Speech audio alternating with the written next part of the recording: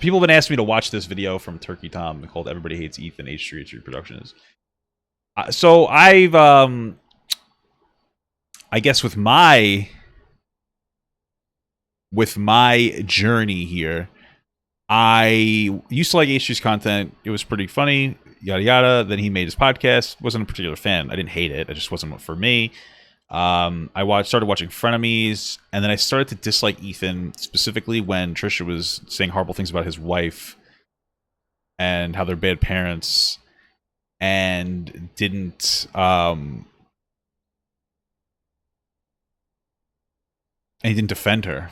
So for me, there are some moral scenarios where I am very unforgiving on, and one of those is defending your partner, especially as the masculine figure. Sorry if that's regressive to you. I don't really care. That's just how I feel. I think you should protect your partner. I don't think it's a hot take, and I think that most people would appreciate that. And so I lost interest in Ethan. I've been generating, as I've been getting closer and closer to these topics, I've been more in favor of Ethan. Not necessarily his content, but as a person, he seems like a decent guy. But people are upset with that, so they want me to watch Everybody Hates Ethan. So let's give it a watch, and we'll see what's going on here. Let's see how horrible of a person Ethan Klein really is. I doubt it's going to be too much. Give me 1 second here. I just got to get this dumb thing up here really quick. Okay. Here we go. Please do. That's loud as fuck. Please do not harass anybody. What do you mean? That's such a weird thing to say. I mean, it's a nice thing to say, but people are gonna do whatever the fuck they want. Honestly. Please do not attack or harass any of the people I mentioned in this video. It has been created for edutainment, so educational entertainment, so not for the purpose of riling up a mob to harass others. This is Ethan's old song. You guys didn't remember that? Keep it up, Ethan. Great job.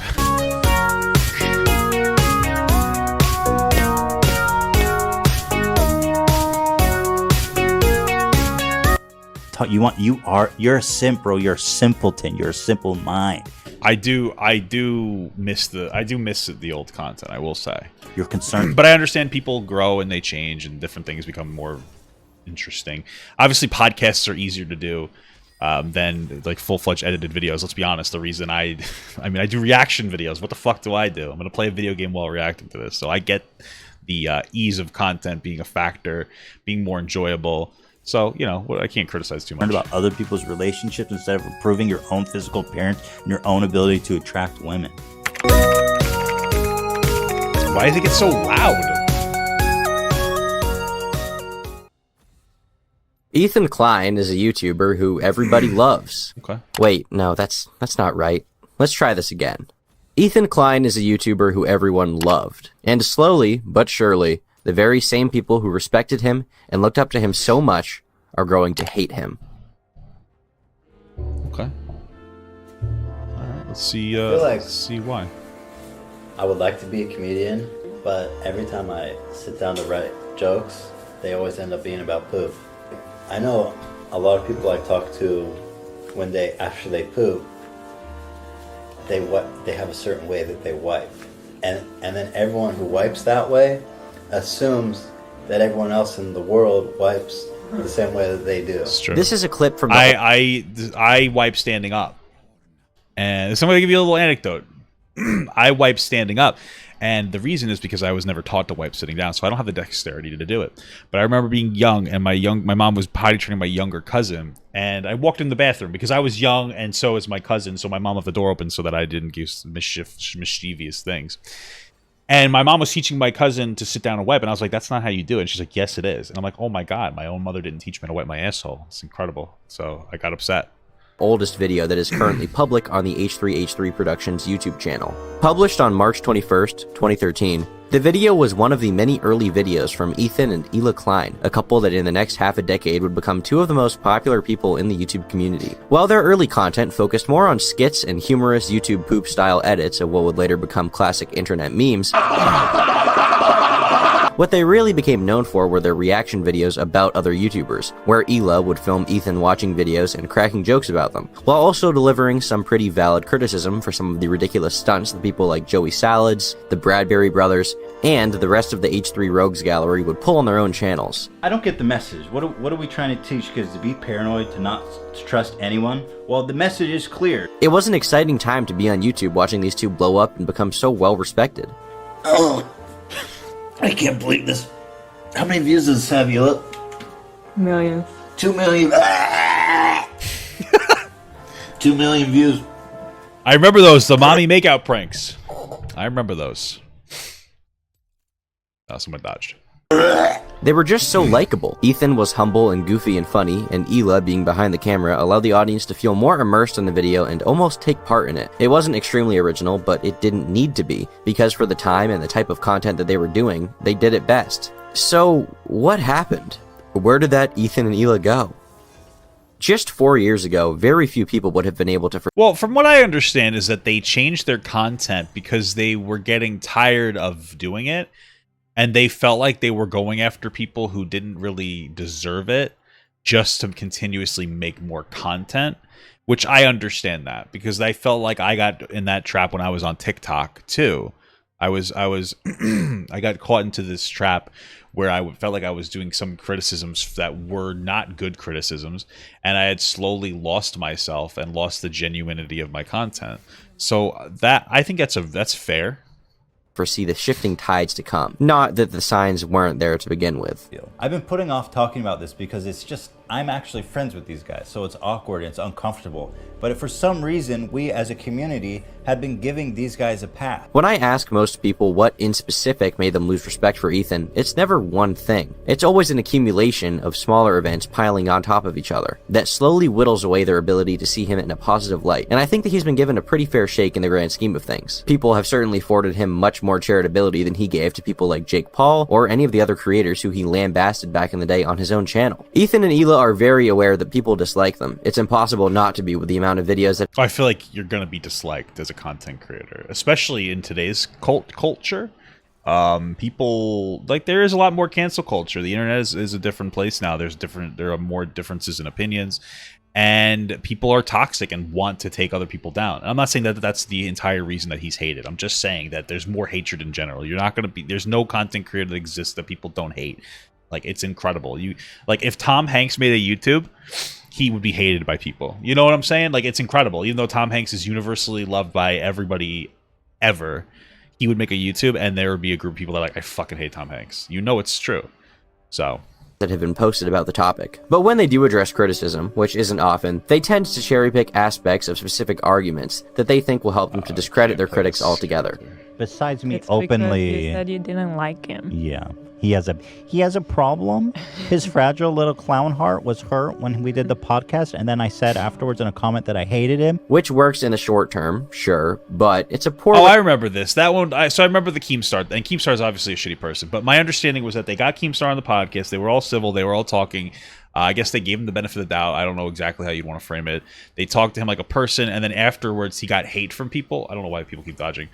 He got hate from people, so he talked shit about Keemstar afterwards, like, oh, we really hate him too, which is shitty, to be honest with you. way to respond when the sheer volume of the criticism is only going to become greater as time passes. I want to sit down today and have a conversation with you, Ethan. I want to send you a message. Consider this video like, it's fine to dislike Keemstar, but to play this duplicitous game where you're going to be his friend and on the podcast, and then right after he leaves due to social backlash, you're going to be like, fuck Keemstar, he's a loser. It's just, it is disingenuous. You know, just call him a fucking loser on the podcast and then be consistent and you're fine. Letter to Ethan Klein, and a moment for him to seriously consider just why everyone hates him.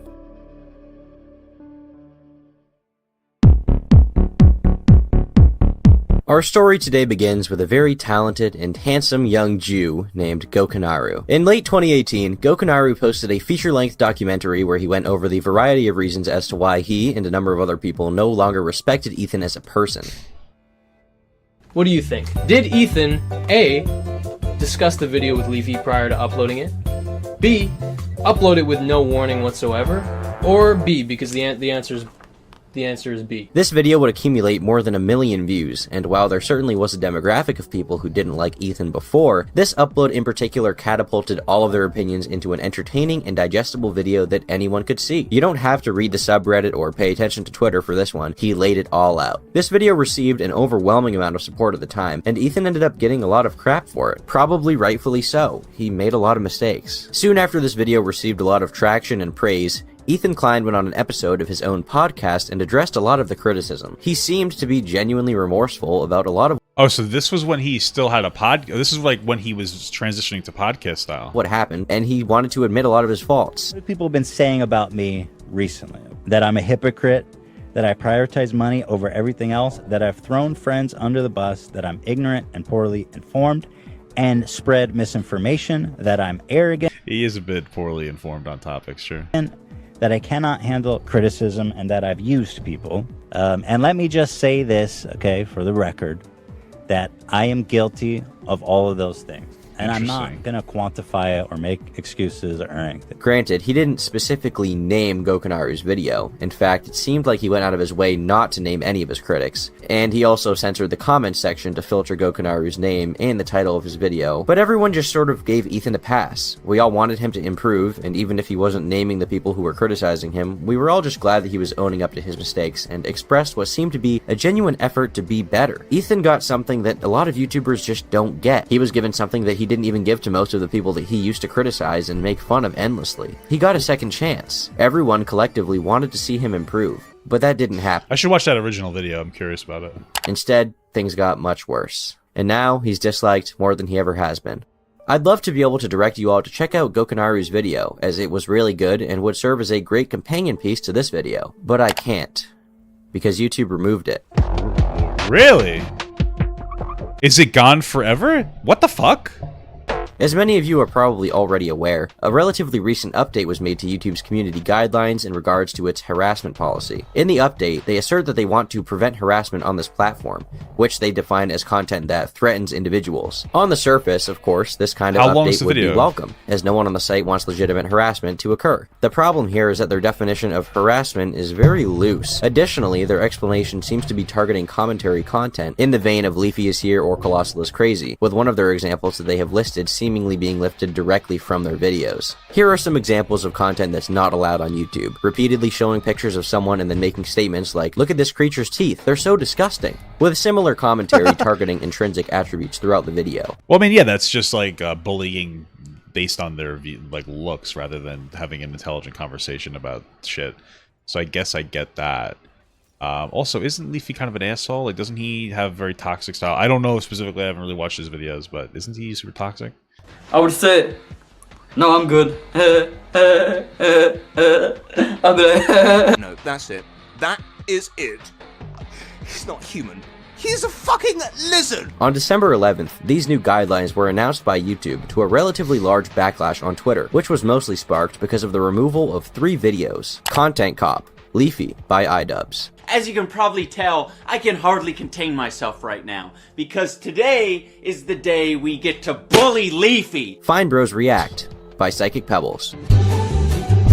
We've done Kids React, Teens React, Elders React, YouTubers React, Holocaust Survivors React, Down Syndromers React, Babies React, and Child Molesters React. What else can we do? The Death of H3H3 Productions, Video Vigilante by Gokunaru. The similarity between all of these videos clearly was that their purpose, in part, was to make fun of people. They all involved criticism paired with making fun of the subject in question, albeit in a relatively light-hearted way. Gokunaru's video was extremely well received, and because of his respect in the commentary community, he received a lot of support on Twitter and YouTube, with a lot of people rallying for the video to be reinstated.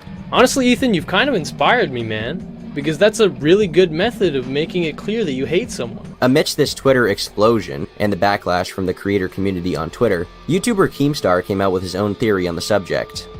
Most of the videos criticizing you, H3, when you were 100% messing up a year ago have been removed from YouTube deemed as harassment. Correct me if I'm wrong, but didn't you have a meeting with Susan Wojcicki earlier this year? I swear I heard you say that somewhere. Found it. There was a bit of a back and forth on Twitter from Ethan of H3H3 and Keemstar, mostly made up of petty insults, but Keem's tweets did start a conversation about whether or not Ethan could have wanted to have Gokanaru's video about him taken down. Now, because YouTube... Well, if he sincerely apologized about it, why would he feel the need to get it taken down? How much later was it? You know what I mean? He was saying that they made this decision based on talking to creators, and that, you know, a video, the #1 video criticizing you, was removed off of YouTube.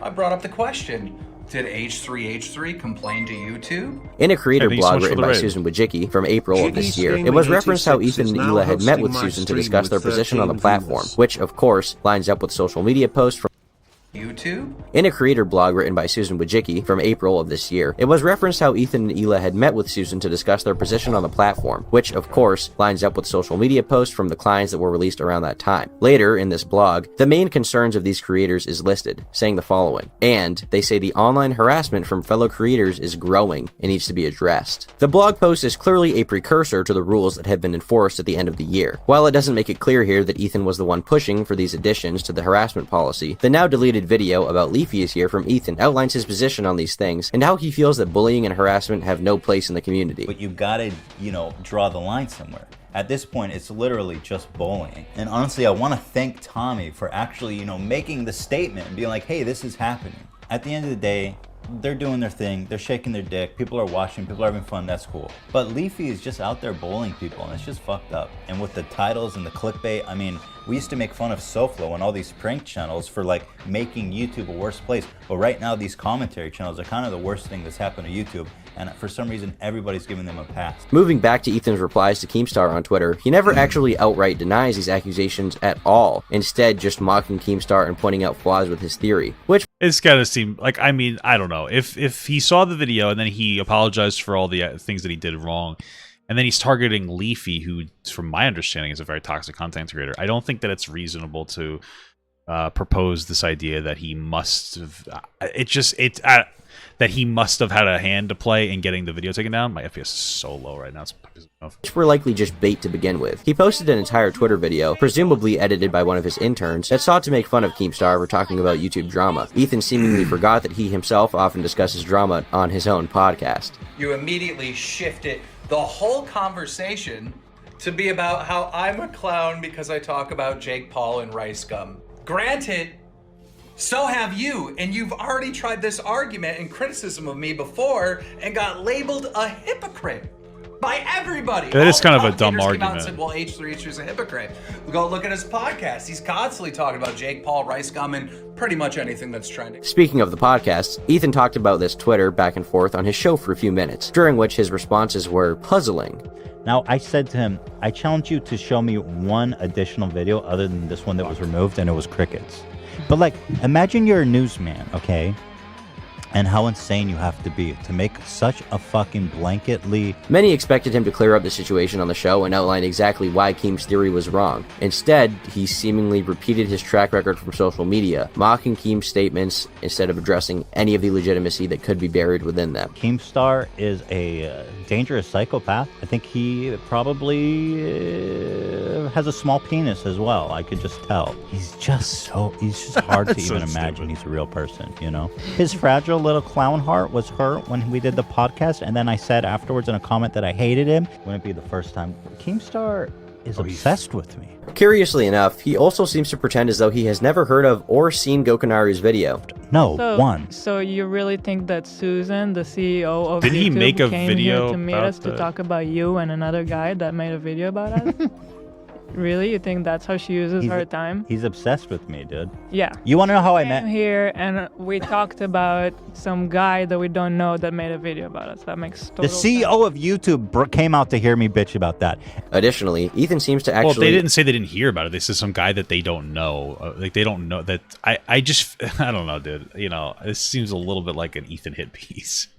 I'm just saying. Agree with the video being taken down. This video was removed, And if I look into it for more than just 2 seconds, you'll remember I said there was a new rule said that it includes content simulating violence. So if I have to just take a harebrained guess, it probably wasn't a conspiracy. It was probably just the fact that he has a gun up to my head, like to execute me. For someone who used to be heralded as a champion of the YouTube community and claims not to be involved with this at all, it's odd that Ethan doesn't even seem to disagree with YouTube's policy update. If he really was in favor of the community and being anti-censorship, wouldn't he speak out against this? Wouldn't he reach out to YouTube to say he doesn't agree with the video being taken down? Wouldn't he make a tweet about it? Just express some mild discontent with it? At all, especially considering how he has a direct contact at YouTube, previously met with the CEO, and has millions of followers. But he's the one who says that it's bad because it's too like aggressive. That's his whole take. I don't understand. No, he wouldn't, because he was calling out other content creators. I don't know. It seems like all I of hit his platforms. There are very few people who are in as unique a position as Ethan is to speak out against what is happening here, and giving back to the same community that helped him and his wife out so much when they were going through some very rough times would be much appreciated. I'd say it would be the right thing to do. Imagine how good. Well, I remember that he got sued or for like a video where he did a reasonable criticism of somebody. I just feel like there's probably content that we shouldn't have on particular platforms. Something that's super bullying. Like, there's a difference between calling somebody out for bad behavior, bad actions, and just making fun of their appearance and looks. Good Ethan would look if he stood up against YouTube and publicly spoke about not wanting Gokanaru's video taken down, even though that video was critical of him. But he can't do that, because the criticism clearly still bothers him. This means that between the Gus Johnson podcast... He seems to be focusing more on people... So what happened is that video got taken down, and then people are like, you got it taken down. He's like, no, I didn't. Shut up, you're an idiot. And then people are interpreting that as him being happy it's taken down. It's just stupid. See, I was in his history, and Susan visiting them, there was only 8 days. So I was on his mind about, give or take, probably 8 days before he talked to Susan. I don't know what the fuck that means, okay? That's not definitive. Yeah, I mean, yeah, so logically speaking, do they think that the CEO got together to discuss... Like, yeah, that doesn't make sense. So, like, it was 8 days later. Okay. So the narrative here is that they got together after the video that was mean about him, that he apologized for being a shitty person. Then he's like, we got to get rid of this video. Logically, this doesn't really make a lot of sense.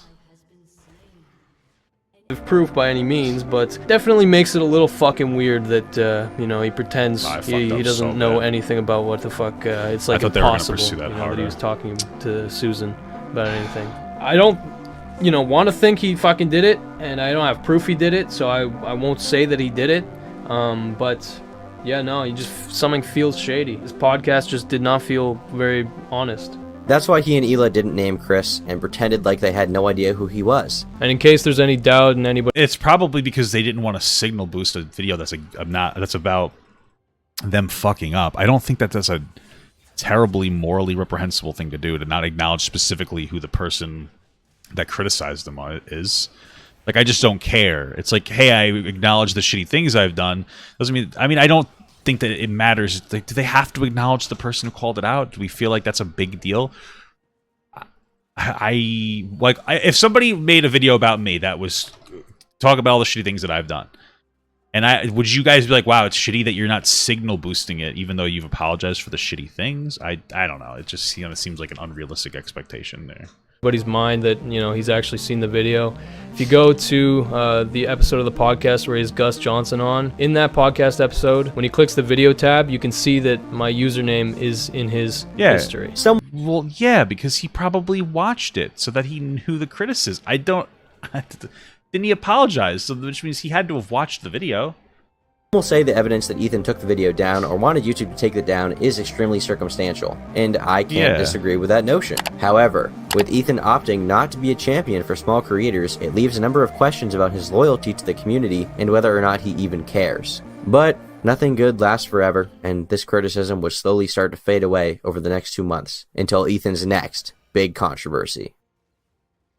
Well, it's no secret that H3H3 had attracted a large number of detractors in recent years, and there are multiple videos with good arguments and details to back them up. Ethan's responses have historically been few and far between. That's why when Ethan finally released a video actually addressing some form of criticism head-on, it was fairly significant, at least conceptually. There was, however, one small problem though. The video he actually decided to respond to was terrible. Oh, wait a minute. This guy follows me on Twitter. What I meant to say was, no, the video itself was terrible. Muda, who also goes by Some Ordinary Gamer, made an objectively bad video based on false pretenses with an incredibly ironic amount of overconfidence sprinkled in. This is self-admitted, by the way. The video has been removed, and at the time of recording, Muda has already released a thorough apology. On April 10th, 2020, a video called The Hypocrisy of Ethan Klein was unleashed into the YouTube space to mostly positive reception. Muda talks about how he feels Ethan has become fairly egotistical and lost touch with his roots. He uses terms like pseudo-intellectual to describe him, and he discusses Ethan heavily pushing his politics on social media. He shows and explains a few cringe takes on billionaires that Ethan has made, and then lastly he mentions the FUPA fund, which we'll be getting to eventually. Look, that's all well and good. I'm sure many people would agree or disagree with a lot of those points. However, the problem arises when the entire video is based around the fact that Ethan donation shamed Jeff Bezos' $100 million donation, which literally wasn't fucking possible because the evidence that Muda verbally mentioned took place before Jeff even donated the $100,000. He also requests that Ethan make N95 respirator masks, which is apparently impossible for him to even fucking do. So this is a disaster. I remember actually watching that. Guy that lives in a $10 million fucking mansion, look it up, and hasn't donated shit as far as I'm considered to COVID-19. And you know how I fucking believe that? I actually remember watching that. I was like, oh, this is cringe. That actually made me dislike the Ordinary Gamers guy. If he actually admitted that it was a shit worthless take, though, I respect that. You know, maybe he was letting his frustrations with Ethan get the better of him.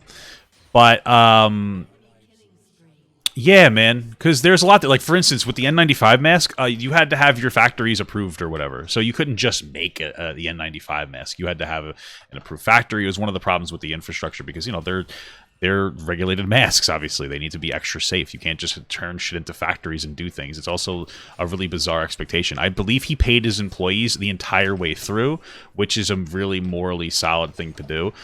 I mean, for all, like you really just say, I mean, Ethan went above and beyond what normal people were doing. In fact, I believe he pays, I'm pretty sure he pays his employees, even when they have like weeks off, he'll still pay his employees, which I think is a pretty good thing to do. So, I mean, you know. That's because this is the same guy that donated only $1,000 to Team Trees when that was out. See, I can do the same fucking thing you do, Ethan, but I'm not gonna do it because I'm not a fucking hypocrite when it comes to this shit. But he conveniently skipped over the fact that we have donated every time a tragedy has hit. When the hurricane hit Houston recently, we raised $237,000. What humongous was in need? We raised $156,000. When the Paradise Fires hit California and ravaged that whole town, we raised $159,000. Muda also makes sweeping generalizations about Ethan's generosity, which aged incredibly poorly, as he would announce in just a few days that he would be donating $100,000 to people in the Twitter equivalence of a stimulus package to his followers on social media. If that wasn't bad enough, Muda in a follow-up video jokingly tried to take really bad engages here. credit for this showing of generosity. Oh shit, a lot has happened the past couple days, huh? Ooh, $100,000 donation by our friend Ethan Klein. I wonder what may have caused that, but you know what? It is what it is. Which led to Ethan bodying him yet again, showcasing proof that this was in the works even before Muda made his video. Oh shit. I wonder what may have caused that, but you know what? It is what it is. I wonder what may have caused that? It was definitely me. We had been planning for a while of how we can help during the COVID-19 crisis. Here's proof, because he's going to take all the credit for our donation. We've been talking about this for a while. That makes and sense. what we did is we donated $100,000 on Twitter of our own money. It's my opinion that this video earned a response from Ethan, not because Muda was big or because he even felt like addressing criticism. I think he saw this as a really safe opportunity to deflect criticism by dunking on someone who did a genuinely bad job deterring other people from making videos in the first place. What? Wait, what does that mean? Okay, so this guy lied about Ethan. Shitty. Horrible dog shit lies. But the narrative is that Ethan wasn't trying to defend himself against a creator that had a lot of popularity. That was really wrong. It was that he just wanted to dunk on somebody so that people would think he was a nice guy. That's dumb. This shows us the... Bro, how is this not, like, landing? What the fuck? That shows us that this guy is not honest in any capacity. This guy's terrible. This is fucking stupid. Again, that's just a hunch. Rather than addressing some of the harder questions raised by creators like Gokunaru in a point-to-point style like he's doing here, the majority of this video is just Ethan repeating himself for the duration, bashing the shit out of Muda. I don't understand, though, because he admitted to doing all those things wrong with the other guy. We're getting fucking stomped. So I don't really understand it. The guy, Ethan was like, I'm not going to make excuses. I know all the accusations and I'm a shitty person. You're right, I'm a shitty person. What else does he need to say? If he went point by point, that means he would have to go into detail about those points, which means that he would have to some extent, think that he was innocent. But he just said, I fucked up. And this sounds like a fucking hit piece to me. This seems like a hit piece. This is doing anything that you can. And I'm not like a huge fan of Ethan. Like, if he does shitty things, I'd call it out. I'd be like, yeah, that's shitty. I have before. I just don't understand. This is a fucking hit piece. This video is dog shit. This is so for his lack of research on the topic. You're gonna use a pandemic to push some fucking ideology or some political belief or some nonsense. But I'll take my 10 W's for sure. 10 W's? You want 10 W's, dude. How about a D for delusional? I can't say I particularly blame him either. While I can understand why Ethan hammered down that point home, there were some points that came off as outrageous to myself and many other viewers. The big one was the doxing claim. Because this is the same guy that lives in a $10 million fucking mansion, look it up. So now he gets his fans all riled up about what an evil dude I am, and then encourages them to go find out where I live. When Muda says Ethan lives in a $10 million mansion, look it up, he's not intentionally encouraging people to look up Ethan's address. He's talking about... Well, kind of, but okay. About the amount of wealth you've accumulated and use multiple websites that documented the cost of your home as a status symbol. Well, because this is the same guy that lives in a... Isn't it weird that before, didn't this guy criticize Ethan for using the pandemic to push a political ideology, but then on the other hand criticizes him for having an expensive house? But that political ideology he was probably promoting was something that was more left-leaning. This doesn't really make any sense, dude. Also, I have to stop playing top because I'm fucking horrible. $10 million fucking mansion, look it up. Well, there's a website called Dirt that is owned by Variety that specializes in essentially doxing celebrities. So to prop up this leak of our home address while simultaneously lying to your fans about me is, in your own words, a shitty fucking take. If privacy was your biggest concern, and you genuinely believe this was an attempt to dox you, surely you wouldn't have A, mentioned this, B, shown the article and where to find it, or C, shown multiple angles of your house in skits of your video. Don't you think that's some kind of leap in judgment? You know, as a fan of yours, Muta, Well, I mean, showing your house. Like, if I like, so for instance, I show my house on my stream because I stream from my house. But I'm not encouraging you to come look at my house. Oh my god, I'm getting my fucking shit stomped out. Okay, I'm just playing like shit. Ordinary gamer, I have to say, you've really gone downhill. I really miss the old Muta. For example, this is what old Muta would have said. Expose videos where people are leaking private messages from somebody and their ex-girlfriend or some shit like that, and then I've seen other videos where people are leaking some like fucking really private shit at this point, without the person's consent, and it's like, it's the same guy that lives in a $10 million fucking mansion, look it up, look it up, look it up. This is the shittiest take, man. You're comparing Muda's stance on leaking private messages. Why are you so aggressive against Ethan for his inaccuracies, but you're giving this guy tons of the benefit of the doubt on his? Like, I don't understand. Oh, well, probably because you have a narrative, no? This is a bad and private identifying details to the dude sourcing an article from Variety. I mean, come on. This has even been posted on your own subreddit before. I found it in one Google search. And as a side note, the guy who swatted us right here, a neo-Nazi, and may I say you are looking very master race today, is in prison for swatting us. So kids, this is a PSA to you, don't swat. Then you instantly show the guy who swatted your house to paint this in the worst light possible in an attempt to make a nothing point seem more damning. Then he also made an extreme overreaction to another point Muda made. Now, I'm not going to go up into auditing every little piece of this.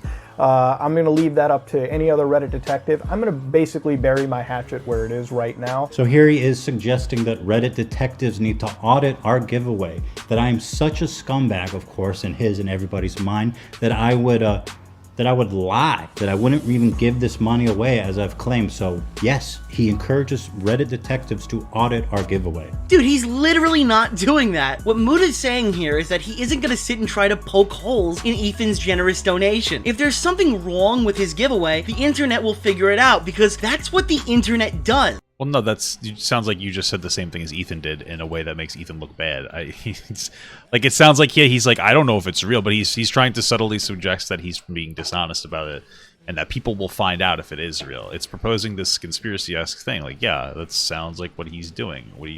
This is so fucking dumb.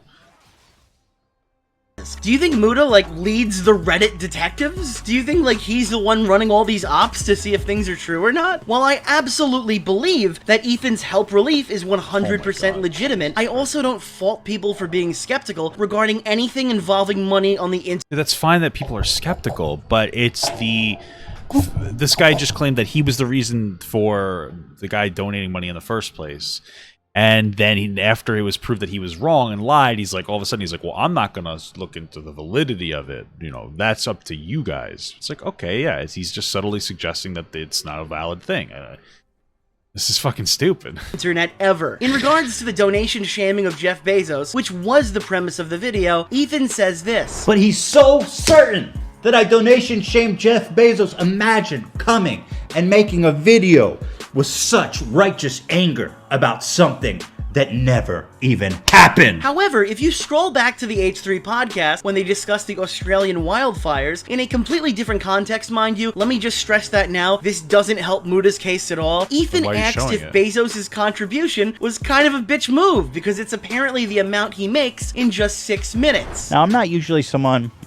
Money is money. Donation is a donation. It's all good. But what do you make of Jeff Bezos donating $690,000? He makes that in 6 minutes. Love it. Love it. That's really awesome. So is that kind of a bitch move when you're like a... I was wondering what's with the weird number. So it's $1 million Australian dollars.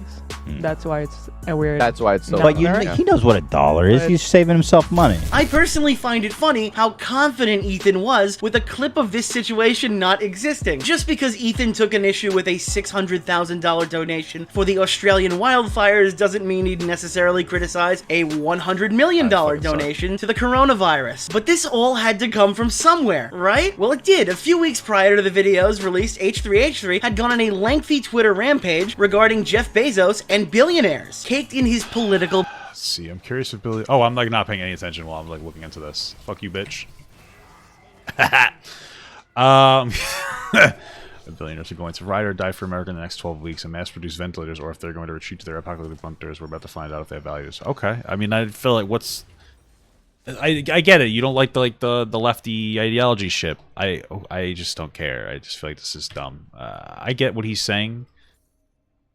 And yeah, I genuinely, a lot of people do donate stuff as a write-off, and it's sometimes not genuine. So whatever. I'm not gonna come about it. This guy's gonna shit in my fucking potato salad.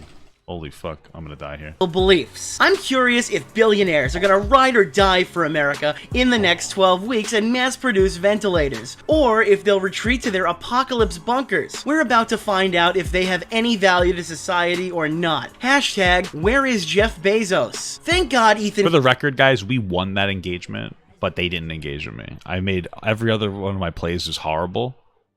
But that one was a good one, okay? Klein is here to determine if Jeff Bezos has value to society or not. This isn't inherently cringy at all. He went on to respond to comments asking if Bezos had ever contributed to society, and Ethan stated, let's see him jump into action for the greater good and not for profit, implying Jeff Bezos has never contributed to the world without the motivation being a profit. But what do you make... Well, yeah, that's true. Jeff Bezos hasn't contributed to the world. I mean, listen, I'm fine. Jeff Bezos made a great thing.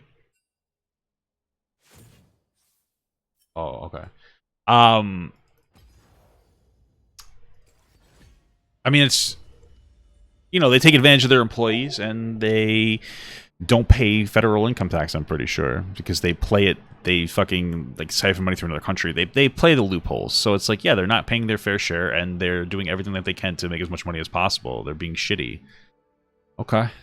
Of Jeff Bezos donating $690,000. So is that kind of a bitch move? In response to criticism that he should put his own money where his mouth is, Ethan states our businesses are shut down, and all of our 20 employees are being paid their full salaries and health insurance for the entire duration of this. I'm not really sure what more I can do than that. I don't have $130 billion with unlimited manufacturing capacity. Which, ironically enough, the community didn't know this, but this tweet came after Ethan decided to do the help stimulus package based on the DM proof he's shown. Even though your talks for the help package originated before this, I'm pretty sure this tweet was the source for why people were skeptical, since you quite literally said you're not sure what else more you can do than that. And that's a really heavy nitpick. So you're saying that he talked about how he doesn't know what else he can do other than pay his employees full salary with their health and benefits while they're staying home from COVID. And he's like, what else can I really do? And then your criticism is like, well, clearly you could do more because you just did it. And it's like, really? This is like, that's your this is it? Okay. It feels like you're really heavily nitpicking. That's okay. And then you did, and you already knew what you were gonna do because it was already planned. Yes, that's true. So I'm assuming that they had a surprise and they wanted to release it at a particular time once they had everything organized. I don't understand. This is so fucking dumb. When receiving the criticism that he only targeted billionaires and he's still significantly more wealthy than the average American, Ethan responded by saying Jeff Bezos is $130 billion richer than him. It's just a super cringe, eat the rich kind of mentality that you usually hear from a teenager who doesn't want to work for a living. I mean, I think what Ethan is saying is I have a lot of money, but I don't have enough money to make a massively significant impact compared to Jeff Bezos. Also, I'm treating my workers like people, unlike Jeff Bezos, who won't let them take a piss when they have to take a piss in a factory. I just feel like I don't know what do you want me to say. It kind of sounds like you're not super politically informed, which is fine. Neither is Ethan, but it really seems like you just genuinely dislike Ethan. But it's existing in this millionaire who's acting like he's cosplaying a middle-class guy going paycheck to paycheck. It just... Not really. Again, he's a small... Well, he has a decent size bit. Again, I don't understand.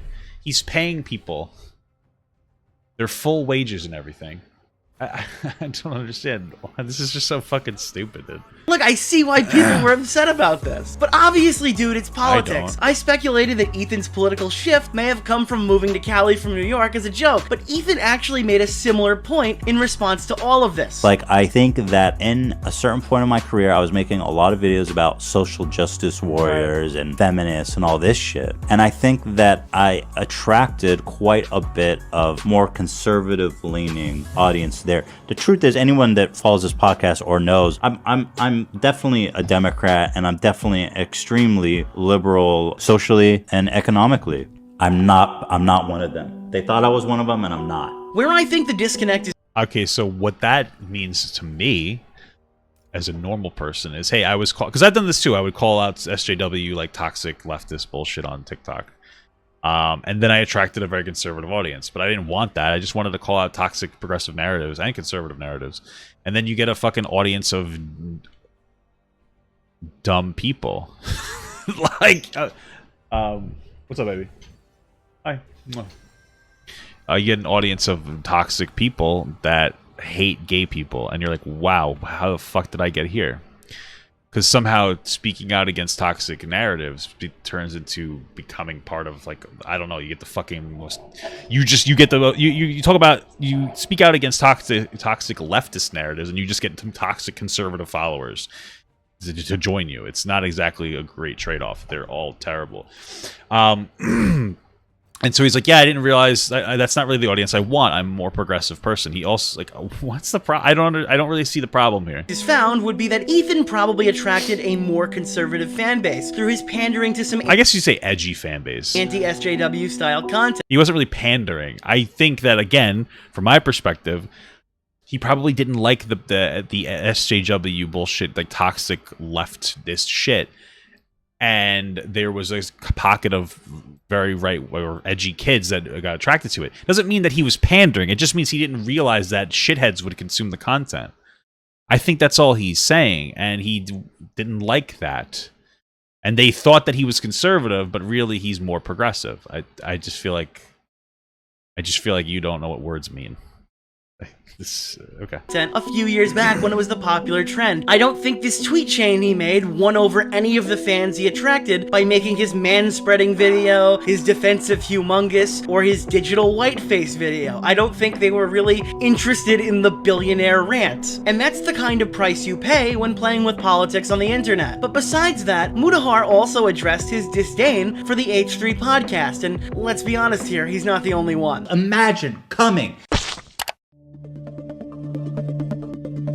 The creation of the H3... I feel like a lot of people, and again, there's reasons to hate Ethan, whatever. I feel like, for me personally, I feel like a lot of people just didn't like the podcast. Like, I'm not a huge fan of podcasts in general. But they take that disliking of Ethan's content and go, well, you're not making content I like anymore, so I don't like you anymore. People do that shit all the time. They're like, oh, you fell off. Oh, you changed. Oh, you're different now. It's like, okay, imagine growing. I don't know what's the criticism here. It just seems like it's just a fucking ridiculous. This whole thing is ridiculous to me. And also, my FPS is super low. I'm getting fucking frustrated by it. Podcast was a pivotal point for Ethan and Hila and their brand at large. They had just finished winning the lawsuit of a lifetime with quite literally millions of people rallying behind them to support their content and them as people. It's hard to point out anyone that was more universally loved than them at the time. But from videos and Ethan's behavior at the time, it was obvious that he wasn't feeling the best about the videos that he was producing, and he had become very cynical about YouTube as a whole. I was a better, more mature person before internet fame or celebrity. I was a more whole person. Sure. All of a sudden, I was like grouchier, more arrogant, more cynical, and just a ton of negativity, horrible feelings, and I was just ended up being miserable. And I boiled over. I couldn't handle it. I didn't want to go on like that. Okay. I think I kind of like snapped a little bit, and I couldn't make H3 videos anymore. That's fair. I don't. What am I disliking here? I can empathize with that. Just couldn't do it. At this time, the H3 podcast had already been released and was slowly but surely building up a catalog of episodes. It was very clear to most of their fans that the show was taking priority over their videos. Thank God we had the podcast to something so that I was still there for you guys and something that I could still work on, so I wasn't just completely hopelessly falling off the planet. Okay.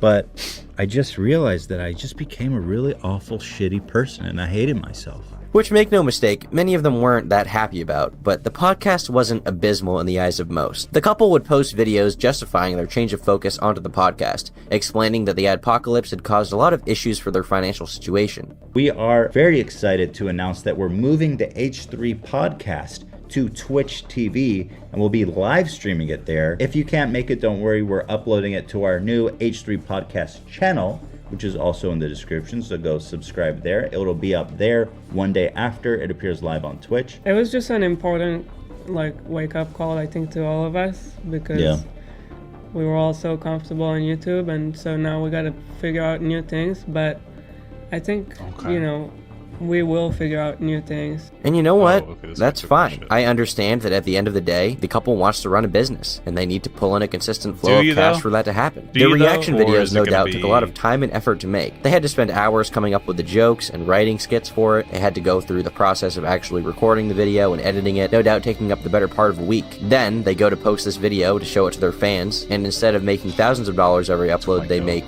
well, almost nothing. I know how that yellow dollar sign feels after putting a lot of effort into the video, and it's never a nice thing to wake up to. But with the H3 podcast, they can spend a pretty short amount of time preparing for the show and rake in thousands of dollars from a number of different avenues. Gamer from Mars did a pretty good video about the situation, which I'll link in the description below, where he estimated that they could make as much as $100,000 from each episode. So assuming that they charge based off 1 million viewers, which seems about right when you include audio-only streams and downloads of the episode. That means that they make $25,000 for one of them. The thing is, since their show is so popular and a lot of companies want to be promoted to their audience, they sometimes get 4 ad reads an episode, meaning that the sponsored messages pull in $100,000. And it's okay if they make money, who cares, right? The problem is that since then, the podcast has had a lot of issues. A lot. It seems like you're heavily focusing on the amount of money they make, but okay, sure. Yeah, sure. Right. Of issues. Okay. The Bill Burr episode is commonly cited as the worst episode of the H3 podcast, and frankly, I agree with that. Why? Your bed mate? You do your studies? Well, why not? You know, that shit. And he also had a zillion kids, so I mean, yeah. Really? How many siblings do you have? I don't know, dude. The internet's too fucking weird to give out all that information. Oh, you don't even want to say how many because you're afraid that it will by all means, compromise keep your talking privacy. about it. Is there any way you can cut this out? I'm honest, dude. Like, seriously? Yeah, no, dude. There's fucking lunatics out there. Okay. Well, off the air, I'll tell you. All right. Jeez. Okay. I love how surprised he is. Jeez. Well, you can mention the amount. Absolutely crazy people. Okay. Yeah. That being said, there are a number of legitimately entertaining Okay, yeah, that was a bad episode, because weird. God, this kid is pissing me the fuck off. He's level fucking 5, because he fucking... Oh, you're bad, dude. You're so bad at this game, bro. episodes of the show. I liked the one with Shane Dawson a lot, as well as the episodes with Boogie, Dunkey, Post Malone, and Jordan Peterson. But there is one example that I want to talk about in particular. Ideally, the main appeal to a podcast hosted by two popular YouTubers would be to hear from the guests that they have on the show. What makes podcasts like Joe Rogan so entertaining is the conversations that are had on it with celebrities and people that we otherwise wouldn't hear from in that format. People like Elon Musk, Edward Snowden, Bernie Sanders, Mike Tyson, all captivating. Like, listen, I don't hate Joe Rogan. But it's a little funny that he's like, I hate Ethan, but I like Joe Rogan, because usually you'd consider those two the opposite side of the same coin. You know, so it's funny that he likes Joe Rogan but dislikes Ethan. It's like, okay, I mean, all right, okay. People in their own right and figures that have shaped the culture that we enjoy today. However, Joe gives each guest the same treatment and doesn't play favorites. They all have a chance to talk to him in depth about a variety of subjects for as long as they feel is necessary. Some people come back for more episodes after the fact, and that's fine. If some episodes do better than others, then it makes sense that the fans would want to hear from those people even more. But Joe doesn't really play favorites with these people. He gives everyone their show to speak their message. Ethan doesn't do this. William Osman is a pretty popular pop science channel on YouTube who was a fan of H3 and created a talking beanie to go along with the channel meme of Ethan wearing comically oversized beanies. Let's go! Ethan invited him to go on the show and give it to him for 20 minutes, and then he just sort of shooed him away as if his worth was up and he didn't need to be on the show anymore. The entire thing was just very awkward, and it didn't feel like William was treated very well. Ethan wasn't explicitly mean to him. In fact, he expressed that he wanted to hang out with him after the show, but it didn't help that the rest of the show wasn't very entertaining compared to that small 20-minute segment. It didn't help that instead of doing his proper research and becoming well acquainted with all of William's content before the show, he just kind of talked about his house being burnt down and nothing else. He didn't even include William's name in the title until enough people got angry about it in the comments that he eventually caved and tacked it on to the end. They said we're going to be on for like 20 minutes. That doesn't make me feel like a very special guest, but sort of a temperate. I don't. Oh, it sounds shitty, but like, who is this guy? Is he a big name, or did the guy really want to go on there and show the hat? What am I missing here? He's not a YouTuber. He's not a YouTuber. He's a guy who made him a hat. Is that what's happening? And Ethan's like, yeah, you can come on for a little bit. Wouldn't that be just a segment on the podcast, not the central focus? It just seems like this guy wasn't the central focus of the podcast. Am I wrong about that? I don't know. You know what I'm saying? Like supplemental to whatever show. So what we've learned is that we're not exciting enough. Creeps online. I'm gonna teach these kids a lesson. What could have been a great opportunity to promote an up-and-coming creator instead came across like a way for him to use William for some quick entertainment and then just get him off the podcast as quickly as possible. We got his shot, really? Is this live right now? Do you guys mind? Yeah, we're live. Do you guys mind swapping out? That's fine. This is. Oh yeah. It's pretty clear from the show that Ethan took a lot of inspiration from popular radio broadcaster Howard Stern, to the point that he attempted to basically recreate it with the H3 podcast. One of the main appeals to the Howard Stern show when it was at its peak of popularity was the assortment of wacky characters that would call into the show to give their opinions on Howard, the other members of the show, and whatever was relevant at the time. These eccentric people basically created the show and made it as zany as it was. When I saw that, I was like, you know what? If we're talking about Whack Pack, Howard Stern Whack Pack that we want to build of our own, Shoe Nice is like the Beetlejuice.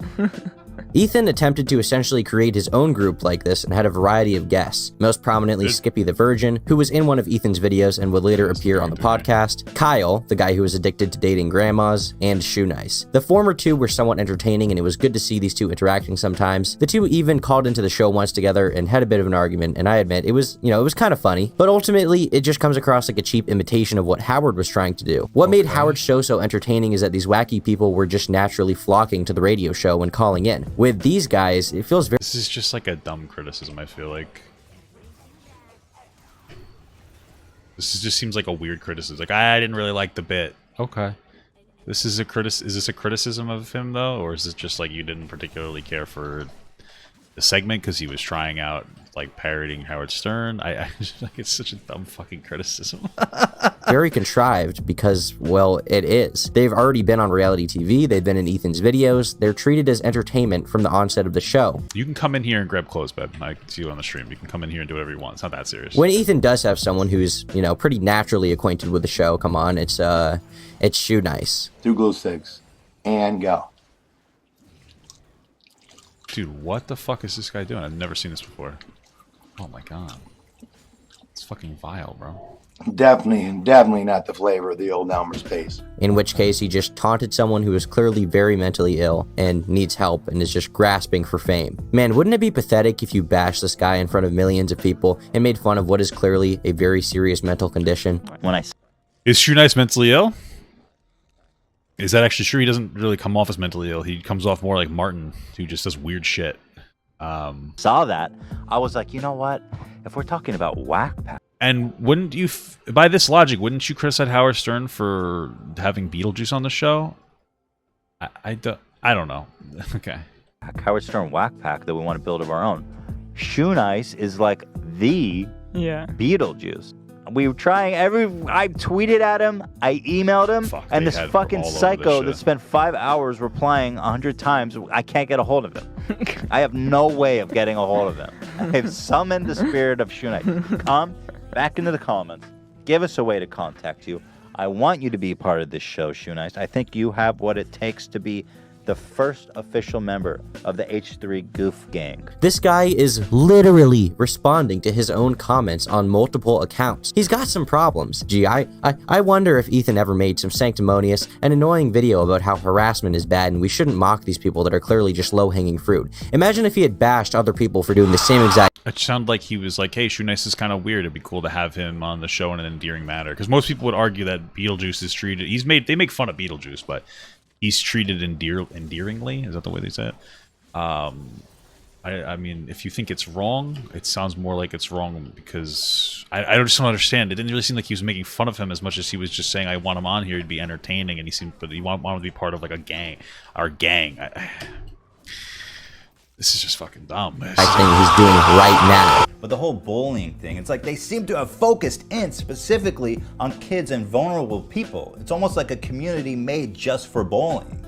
If you can find people worthy of being made fun of, then it's all great. So we know that Ethan has treated guests poorly in the past, but what happens when he's left to speak freely and give his own perspective on these subjects? I do not know how old. This kid's that. He's terrible. There seems to be a few consistent themes with the podcast, and while a few people have covered a number of different individual incidents pretty well, there is one specific subject that Ethan weighed in on, which I feel he fumbled the most. Pro Jared is this phenomenal... I've never seen the likes of which a drama has totally destroyed and burned a man alive. He was consumed by it. As many of you probably know, Pro Jared is an American gaming YouTuber who got into some controversy last year when his wife, Heidi O'Farrell, accused him of infidelity and being an abusive husband. Shortly after, a few people came out on Twitter to accuse Jared of messaging him in a very explicit way, while knowing that they were underage. This was a narrative that most people bought into, and the drama pretty quickly consumed Jared's entire reputation, with him losing hundreds of thousands of subscribers subscribers and quickly turning it. So, did it turn out to be false, or is he just not believing it because he doesn't want to believe it? It's one of those things, I'm not educated on it, so I don't know the narrative. Because when he says, like, oh, most people bought into it, that would suggest that it didn't happen, but also this guy isn't exactly the most reputable person, so... What it sounds like that he's going to do now is say, well, Ethan supported this narrative that I don't think is correct, so he's a bad person, but I can't take this person at his word. Okay. Into public enemy number 1. Now, Jared, what fascinates me too is, like, this is the guy at the center of this. By the way, this is the picture he chooses to put on all of his videos. Well, I've seen pictures of him that aren't this bad, but I find it fascinating that this is, of all of them, is the one he chooses to present to the world. Then it comes out that Pro Jared has been soliciting not safe for work pictures from fans and has sent a few of his own. Worse still, these were sent while he was married. Heidi was, however, fully aware that he was sexting with fans for a few years, which to me is a huge question mark. Most people took the accusations as fact, something that I myself am guilty of, and while I never made a video about it, I'd be lying if I said that I didn't take the accusations at face value and didn't look into them further. I'm genuinely sorry for this, and I wish I had taken a much more level-headed approach to the topic. A few months after all of this occurred, Bedhead Bernie had me narrate a video of his about the Pro Jared situation, where he works to debunk most of the accusations that were thrown at Jared and show a number of inconsistencies. Scion is just never anywhere helpful. With the narrative. There's a lot of things to say about Pro Jared's situation, like that he epitomizes cancel culture, and that the narrative everyone bought into, many still to this day, was fabricated. In this video, we're going to attempt to correct the record and set some things straight, as well as analyze what made Pro Jared's scandal reach so many eyes. Shortly after this video picked up steam, Jared released his own about the subject, which was his first time speaking publicly about the drama since it began to unfold, where he actually praised the video in question and said that it was mostly correct. Give me for anything too. And there will still be people who are still angry about it, or won't accept the nudes blog thing or whatever, and that's okay. They are allowed to feel how they feel. The next time you see someone being canceled with the mob attacking them and going after them, ask, what's the other side's story? Is there more to this? I usually do, yeah. How do you know they deserve to be bullied and shamed? Through evidence or through public opinion? In the months following this, a number of YouTubers apologized for their poor conduct and took down their videos about Jared where they had pushed these false allegations, apologizing for any harm they had done to him and vowing not to do it again. Ethan did not. At all. Now, how long's it been since the Pro Jared controversy happened? It's been a long time. Oh, I just fucked up so funny, bad. He goes, I fucking smited too not soon. One person reached out to me. Not one person. And he showed a picture of us, our podcast. Amongst others that talked about him. Yeah, but I'm like, dude, you didn't speak. If you would have put out a statement, I would have covered it. You didn't say anything. So, okay, what misinformation did I spread about Jared? I think none. I was reporting what happened, talking about how crazy it was, how the kickback, I had never seen anything like that, losing 25% of your fan base in a day or whatever. Ethan's basic argument here is that he was simply reporting on the situation and didn't genuinely make accusations towards Jared other than what he had admitted to publicly. He also goes on to say that he finds what Jared did to be extremely irresponsible. And to my surprise, people are really responding to this video. He's getting his subs back, lots of likes, and people are responding, but I think he kind of pulled a fast one on everyone. I'm going to be totally honest. I'm going to keep it 100. I think the guy's a total sleaze who should not have a fan base. Dude, you can't, if you have a community, if you're famous, you cannot put yourself in the position to be getting nudes from fans, especially young fans. He goes, all he shows to prove that he asked, he goes, real quick, are you 18 plus? They're 16-year-old. Of course they'll say yes. That's why you don't put yourself in that position to begin with. And by the way, I know he just said that to cover his ass in case something like this happened, which he half expected. I'm well, I'll say that it's kind of shitty to say, well, he only asked age because he didn't really care if he fucked if he was sex with younger people. He just asked age just like a way to cleanse him if he did anything wrong. But I mean, it's kind of weird to take that at the most negative way possible. I'm sure he asked age to make sure that they were of age. Now, you get into these weird areas when you start interacting with fans. I don't know how old this guy is. You know, you should do more to make sure that you know their age. But at the very least, he asked for the age. I would give him a benefit of the doubt, a credit for that. I don't know the specifics. I understand why people think it's gross to interact with fans, especially when you have a younger audience, though. I don't think that you shouldn't be able to interact with fans, but it can get very hectic. I mean, I don't know the whole story here, but I'm not super against Ethan on this one. Maybe he should have apologized. I'm not educated enough on the situation. Shocked that people are buying this. Because the narrator of this video didn't even say that the young kids thing wasn't true. Oh my god, this kid just took my fucking red. He just said that like they, I don't know, apologized or something, and you know they addressed some things, and all we heard was some things were untrue. But we don't know exactly what those things are. He's a sleaze, dude. I would say that what happened to Jared absolutely. Also, from a moral perspective, I think that it's okay to not like people who cheat on their spouses. You know what I mean? I feel like we look at these things as very illegal versus illegal, but we don't look at it like in this context of like, well, what about people who, you know, some people just don't like people who cheat on their spouses, and I don't think that's unreasonable. Is an instance of cancel culture. The term isn't limited to someone making a bad joke. We've seen plenty of people who were, admittedly, acting somewhat irresponsible with their platform, then have these wild accusations thrown out there about them, which was exactly what happened to Jared. He was messaging young fans in an explicit manner. This much is true. And I agree that he probably shouldn't have done. Oh, so then if you agree with that, then who the fuck cares? Like, why are you giving Ethan so much shit? Who fucking cares? I don't understand that. When you're running a business, how do you go, I criticize Ethan because he criticized people for talking to fans, and then on the other breath say, but I agree with him, his criticism? It's like, okay, what are you saying, man? It's never a good idea to try and hook up with your fan, and it's also never a good idea to message people as an adult when you don't know the age of the person on the other side, for sure. However, there is a difference between being dumb and being malicious. The fact that he didn't seem to have any sympathy for a man having his life ruined over accusations that were provably false, and then went on to make fun of his appearance in response to someone telling him that he should apologize for being a proponent of a false narrative is very telling of his character. I'm not here to be the joke police and say that you can't make fun of how someone looks, but from an optics perspective, this was a lesson. He said that the picture was weird, and he said it was weird that he chose that picture, even though he has better pictures out there. I mean, you're really hyper focusing on this one comment that he made. I don't understand. It's such a dumb focus. It's so dishonest. It's fucking childish, dude. Holy shit. It's just this is so dumb. And stellar time to do it. Let's see here. Listen to this. Something that's important to note. Oh, he managed to look like as pathetic as possible and as greasy as possible in the video. To go back to Ethan's initial argument, let's say that he was just reporting on the news and wasn't really making accusations about Jared. They had a discussion about it. It was drama consuming the internet at the time, so it was fair for them to talk about. Whatever. I was reporting. I'll say one thing. I think that it's shitty that we talk about things through a drama sphere. Especially like sexual assault, rather, specifically. It's kind of pathetic that we do shit like that. I'm very dishonest, to be honest with you. It's very shitty how like that's where we've become, where we talk about sexual assault as if it's like fucking drama. Because I know I talk about, we'll say tea. I know I talk about the tea and stuff like that.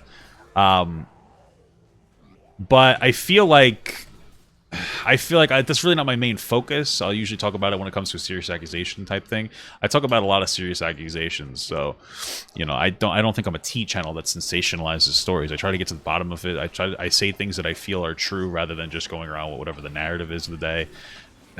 Yeah, I don't know. Which I guess Ethan does generally as well. I don't know that he's a drama channel. He talks about drama, but there is a difference between talking of like someone like Keemstar in the way that he talks about drama versus someone like Ethan talks about drama. Whether you think that you like one of them or the other one more is kind of irrelevant. It's about the general framing of the two. Even if he might get it wrong, it's not usually an intentionally sensationalized story just for clicks and views. So. Yeah, this video is actually making you like Ethan more. Yeah, me too. It makes me feel like there was no reasonable justification for anything. Like Ethan may be a little conceited and arrogant, for sure. That might be true. He's admitted as such, and it kind of happens sometimes when you get big. So I get it. I can still criticize him for it, but this just doesn't. This isn't screaming like terrible. You know, talking about how crazy this it was. team fight's screaming terrible. I had never seen anything like that. Losing 25% of your fan base in a day or whatever. But let's see what happens when someone else reports on the news about Ethan. Yeah. But you have Keemstar and Scarce who are like, H3's a hypocrite. Dude, you're fucking... you call yourself a news source. Like, get fucking real. You're YouTube just... news. you're If you let Keemstar and Scarce come into your life, there's something else going on. We can win! And then the next day, he's like, H3's a hypocrite. I didn't watch the podcast, but this guy says he's a hypocrite, and I didn't have any content today, so I'm going to post a video, and I don't really care about what it actually means. I'm news, but I don't actually look at things beyond surface value. I'm Keemstar. But I make news for 12-year-olds. I mean, that's a fair criticism. Even if I think Ethan's being cringy in this case, that is a fair criticism. Keemstar is really dumb. He's a very dumb person that's incredibly inappropriate. He's a rape apologist, and the most disgusting thing I think I've seen him do, aside to contributing to, honestly, to the death of a mentally disturbed person, which you criticize Ethan for taking advantage of mentally incapable people with shoe nice, but you haven't really talked about, like, that part's really fucked up. People always say, like, he had nothing to do with Etika's death. He suggested as an adult, a grown adult that should understand and be able to identify when people are not fully there, we'll say, for lack of a better term. He suggested to them to jump off a bridge or whatever because Keemstar was upset by getting criticized by this guy, Etika, and then he did it. So, like, there's a level of responsibility. I'm not saying that he's the sole reason, but there's a level of responsibility. But the rape apologist shit is really disgusting, especially when he made a joke out of the one girl saying, like, it's one thing to say, hey, I don't know based on the information if I believe, if I can move forward with the story of Jake Paul sexually assaulting this girl. That's fine. Like, you don't have all the information. But he didn't say that. What he said, he said that, and then he made fun of it and said, can't you just close your mouth? Ha ha ha. And made a joke out of the girl getting potentially assaulted in the face. Then, later on, he said, he was like, well, I was just asking questions. He tried to gaslight people into thinking that he was just asking questions about sexual assault when he wasn't. So yeah, Keemstar's a loser. He not only said an insensitive thing, but then he gaslit people and tried to make it seem like he was just asking questions when he was being invalidating and being a total fucking douchebag loser. I don't understand. Like, it's not the same thing.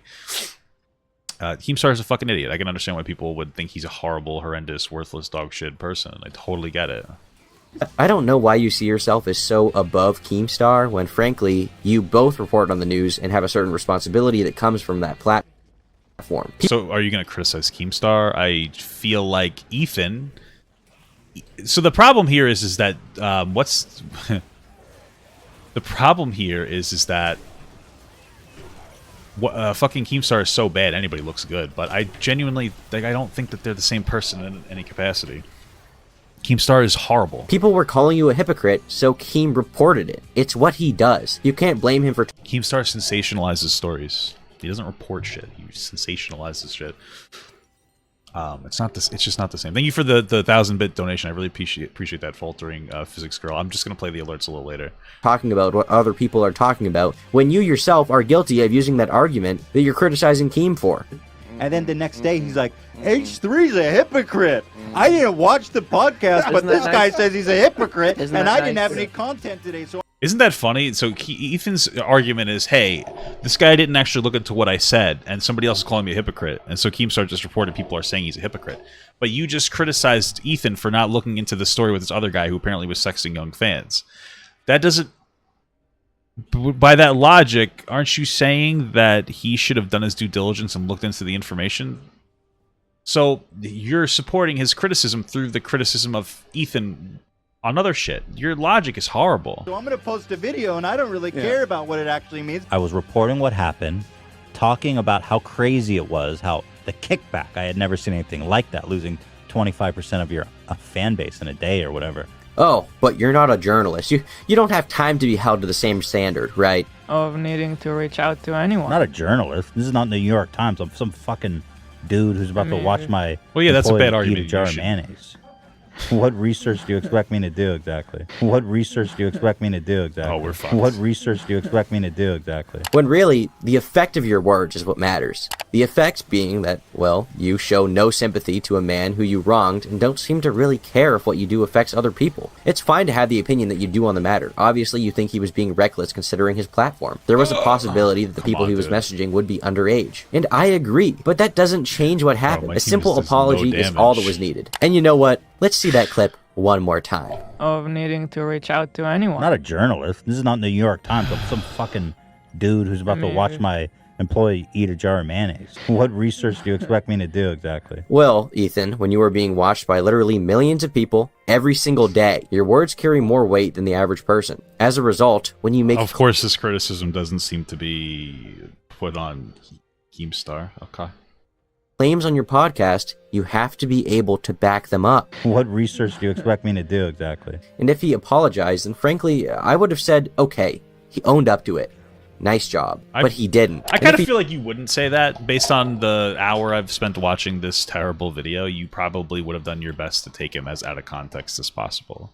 That sounds more like what you would generally do. He does acknowledge it. Frankly, I expect the response to be one of three things, or any combination. Saying that he's not a journalist, as a get-out-of-jail-free card for why he doesn't have to do his research. Ignoring the criticism, and simply calling the person a clown, or going on a drunken rant where you come across like an unhinged moron. Internet Unwinds did a great video about this where he went over a lot of the building criticisms of Ethan and made some great points. I recommend that you all go over and give it a watch if you have the time. Based on your criticisms, none of those things are probably true. They're probably terrible criticisms. I'm just being honest with you. This whole video is fucking horrible. This is terrible. I gave it a fair shake, man. This is just dog shit. This is giving me diarrhea, honestly. Nobody likes cancel culture. Yo, what's up, brother? Oh, fuck, I'm dead. Until they get an opportunity to cancel someone. What research do you expect me to do exactly? The truth about the podcast is that Ethan and Hila probably haven't changed all that much in the past few years. They're pretty much the same people. The difference now is that instead of doing one 14-minute video a week where they have lots of quality control and can hide Ethan's obvious character flaws, particularly that he's very headstrong and unlikable when someone calls him out, they now have hours of content posted every week, which will inevitably be picked apart by people like myself. He's just a dick, and not an entertaining one either, instead of being a likable... It really just seems like the criticism is I don't really like his content very much, and I think he's an asshole, because I find him to be abrasive sometimes, and we don't agree. Ethan has changed his platform from talking about, like... So he's changed his platform from doing, you know, the little comedy shtick he was doing to talking about things and giving his perspective. Of course, people are going to disagree with his perspective. And immature people what they'll do is they'll disagree with the perspective, and then that person becomes invalid as an individual. So that's what is happening here. That's my best. I think that's a reasonable assertion to make. Yeah, that's it. That's what's happening here. It's like that's my opinion. And you're upset because you preferred it when he was just doing call-outs on channels that were obviously in the wrong, rather than talking about more sensitive topics. Goofball who is willing to criticize people, but ultimately just wants the best for everyone. In the show, he is extremely jaded, cynical, defensive, and stubborn. He's constantly... Okay. It's making statements that he can't back up, and frankly, I know how that is. I've made videos in the past that are straight up bad, but Ethan hasn't made any point... Well, what are some of the things that he says that are just wrong, outside of the one example that you picked apart from like 100 podcast episodes? Like, what else is there? There should be a lot. Why don't you use those examples of other bad takes he's had? Because so far you really haven't given us any of his bad takes. What else do we got? Like, that would be very important to show us, I think. To improve his conduct on the show at all. He continues making the same mistakes over and over again. Like what? Ultimately, the best episodes of the H3 podcast are when Ethan isn't talking. And hands down, the worst ones are when it's just him and Hila. Everything that is needed for a professionally produced podcast is here. Plenty of funding, 2 seemingly interesting hosts, connections with lots of interesting guests. On paper, this should have been a hit, but ultimately, it's not very good, and that's because Ethan doesn't care. He doesn't care to do his proper research, he doesn't care to treat his guests with dignity, he doesn't care to honestly address criticism. And if he doesn't care, then why should we? One subject that sparked quite a bit of discussion was the announcement of FUPA, which was... You have this whole thing, and you couldn't give us examples of other bad takes he's had? I don't understand. All you kind of told us is that you don't really buy into the left-leaning narrative that rich people should, like hyper-rich people should exist. That's about all you've given us. And that also this guy that's talking to like young fans isn't a gross creep.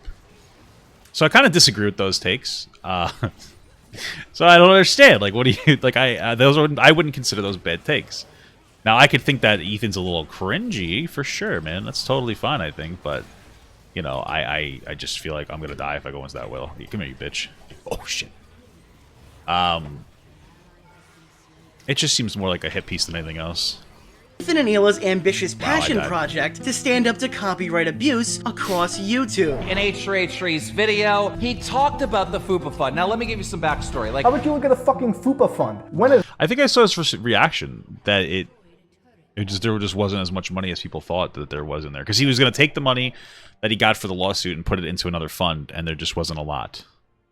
I don't know. That shit been active. It's sitting there with $0 in the fund, and he ain't doing shit with it. It wasn't even active at all. Make FUPA great again. Ah, yes, FUPA, the Fair Use Protection Act, the silver bullet of all H3 conspiracies. One shot, and the H3 fan is no more. Where is the money? I just want to go on record and say that H3H3 and this podcast can pound some serious sand. Where did the money go? Where'd the money? You won the lawsuit. Where'd the money go? The Fair Use Protection account was created by Ethan on May 26, 2016, following the community response around H3H3's impending lawsuit. The $170,000 raised was to be placed in an account with Morrison Lee and used not only for Ethan's legal fees, but also to aid the fight against copyright abuse in the community through FUPA. This was an incredibly selfless venture that was met with universal praise from the community, and it attracted yeah, so he was going to take the money that he got donated, use as much as he needed, and then put the rest into a fund. And then I think it costed a lot of money, and he needed all of it, or the money just ran out. I don't think that there was ever a claim that he was going to continuously financially support it. Oh, okay, wait, I'm done. So, what's the issue here?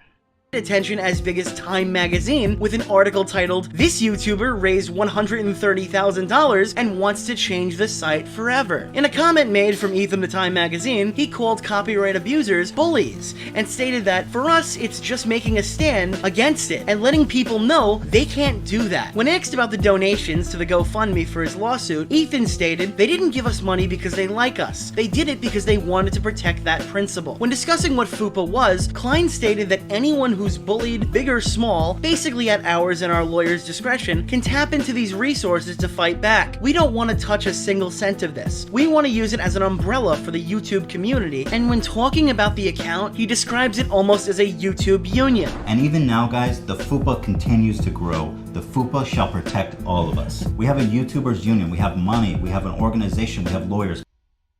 Guys, this is like a new chapter for fair use on YouTube. Once again, FUPA was announced on May 26, 2016. FUPA began helping people on May 28, 2016. FUPA was finalizing their status as a non-profit on June 15, 2016. And FUPA became inactive September 21st, 2016. So naturally, many people found it disappointing that the fund was depleted and the account became inactive in just 4 months. One of these people was actually some ordinary gamers. How about you look at the fucking FUPA fund? When has that shit been active? I feel like I guess people just don't know how fucking expensive lawyer fees are. It only took 4 months for the money to go away. Yeah, that sounds perfectly reasonable. Sitting there with $0 in the fund, and he ain't doing shit with it. It wasn't even active at all. Hey, he's sitting with $0 in that fund, and he's not doing anything with the $0? What an idiot! What, Ethan? Are you dumb? There's no money in there, and you're not doing anything with no money? Like, come on, dude. This criticism is just fucking brain dead. I don't understand. Oh, yes, a fund designed to help YouTubers fight fair use issues. I guess it's not here anymore. I guess it's not functioning. Hey, shit, we forgot about it. It was great when it financed and served us. Muda asks why the yeah, it was people donating to Ethan because they liked him, really. I know Ethan said it wasn't that, but either they liked him or they wanted to support his venture of fighting, people pulling down, like abusing copyright claims.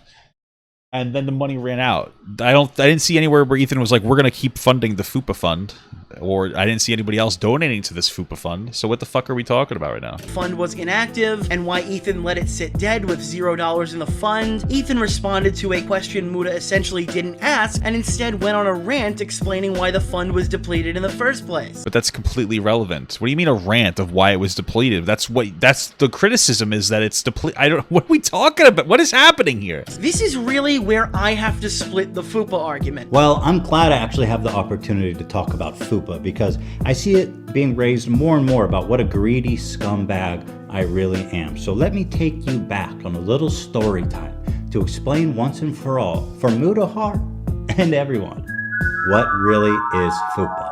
Okay, I'm down. Yes, we are being sued for copyright infringement. And it's been hanging over our lives like a cloud these past months. Yeah. So back when we were sued, I explicitly said that we did not want to raise money because the community had already done so much for us. But Philip DeFranco, in his infinite wisdom, decided to raise money for us because he thought it was an important lawsuit for the whole community. Which is why, as of recording this video, I am starting a GoFundMe to raise money for Ethan's defense. And I will say that I am extraordinarily grateful to him because at the time, I don't think you realized how much it's going to cost. We definitely weren't rich. FUPA, the Fair Use Protection Account, was set up because we thought we had so much extra money that we would have all this leftover money after our lawsuit to help the community with fair use issues. That money will not be used for any other purpose. We will never see a penny of it. It is going straight from Philly D's campaign into an escrow account. So I know what he's saying there is that we're going to use what we need and then not touch anything else and put it into an account for people to be able to deal with this legal shit.